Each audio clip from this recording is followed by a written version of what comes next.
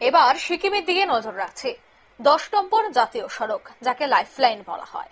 আর সেই লাইফলাইন বর্তমানে ভঙ্গুর অবস্থায়, কারণ প্রাকৃতিক বিপর্যয়ে দেখা গেছে এই রাস্তার উপর দিয়ে কখনো তিস্তার জল, কখনো দেখা গেছে ধস, সবটা ক্ষেত্রে কিন্তু এই 10 নম্বর জাতীয় সড়ক বিপর্যস্ত।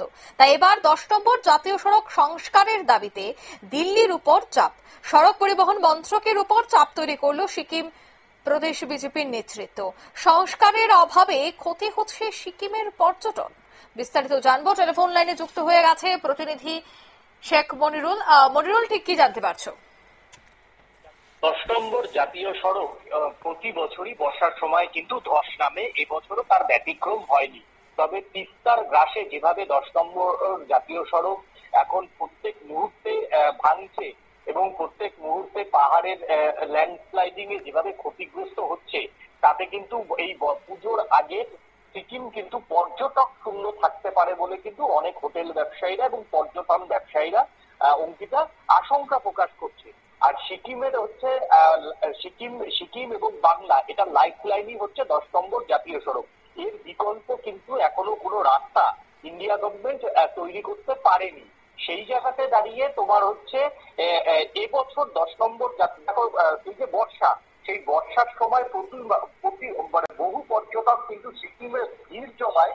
প্রকৃতির একটা বর্ষার সময় আলাদা একটা রূপ আছে, সেই রূপটা দেখতেও কিন্তু বহু পর্যটকরা কিন্তু সিকিমে যান। এবছর কিন্তু সেটা হয়নি।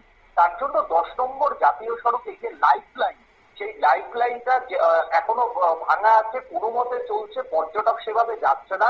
দ্রুত 10 নম্বর জাতীয় সড়ক সংস্কারের দাবি জানিয়েছে সিকিম প্রদেশ নেতৃত্ব। দেখো, এইটা হচ্ছে নীতিন গাডকারির দপ্তর, সড়ক পরিবহন মন্ত্রক নীতিন গাডকারির দপ্তর। তারা নীতিন গাডকারির দপ্তরে গতকাল তারা গিয়েছিলেন, সিকিম প্রদেশ বিজেপি নেতৃত্ব তারা একটা সেখানে স্মারকলিপি জমা দিয়েছে। 10 নম্বর জাতীয় সড়ক তারা যেটা জানিয়েছে সেখানে দিল্লিতে, যে 10 নম্বর জাতীয় সংস্কার তো করতে হবে, পাশাপাশি আলাদা একটা সার্ভে করা হোক কেন্দ্রীয় সড়ক পরিবহন মন্ত্রকের পাশ থেকে, যেটা সিকিম থেকে সোজা আরো একটি রাস্তা তৈরি করার তারা দাবি জানিয়েছেন। যদি 10 নম্বর জাতীয় সড়ক যদি বন্ধ থাকে, তাহলে সেই রাস্তা থেকে যাতে তোমার হচ্ছে কালিম্পং হয়ে ডাইরেক্ট সিকিমে প্রবেশ করা যায়, সেই আর্জিও কিন্তু কেন্দ্রীয় সড়ক পরিবহন মন্ত্রকের কাছে জানিয়েছে সিকিম বিজেপি নেতৃত্ব। তাদের যেটা বক্তব্য, যে প্রতি বছরই যদি বর্ষাতে কখনো শীতের সময় যদি এইভাবে জাতীয় সড়ক যদি বেশিরভাগ সময়তেই খারাপ থাকে, তাহলে পর্যটনের উপর যে রাজ্যটা নির্ভর করছে সেখানেই সেটা ব্যাহত হবে। আর ব্যাহত হলে সিকিমের অর্থনৈতিক যে ডেভেলপমেন্ট সেটা দাঁড়িয়ে রয়েছে পর্যটনের উপর, সেটার ক্ষতি হবে। তার জন্য 10 নম্বর জাতীয় সড়ক দ্রুত সংস্কার এবং তার পাশাপাশি আলাদা একটা কেন্দ্রীয় সড়ক পরিবহন মন্ত্রক সার্ভে করে নতুন একটা রাস্তা তৈরি করারও কিন্তু বিকল্প রাস্তা তৈরি করারও কিন্তু দাবি জানিয়েছেন সিকিম প্রদেশ বিজেপি নেতৃত্ব। ধন্যবাদ।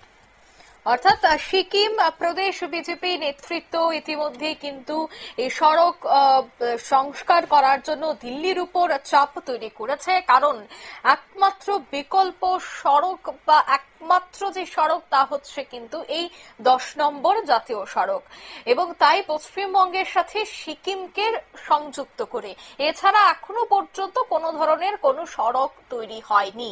তাই এবার যেহেতু এই রাস্তা পুরোপুরি ভাবে ভেঙে গেছে এবং রাস্তা খারাপের ফলে বহু পর্যটকরা সিকিমে যেতে পারছেন না, এই সমস্ত বিষয়ে সিকিমের অর্থনীতিতে প্রভাব পড়ছে, কারণ কোন রাজ্য বা কোন দেশ তার পর্যটনদের দ্বারাই কিন্তু অর্থনৈতিক দিক থেকে শক্তিশালী হয়। তাই এবার যেহেতু দিল্লির কাছে সে আবেদন জানানো হয়েছে, এবার দিল্লি খুব দ্রুত এই রাস্তা সংস্কার করে কিনা সেটাই দেখার। নিয়ে নিচ্ছি ছোট্ট একটি বিজ্ঞাপন বিরতি, সঙ্গে থাকুন।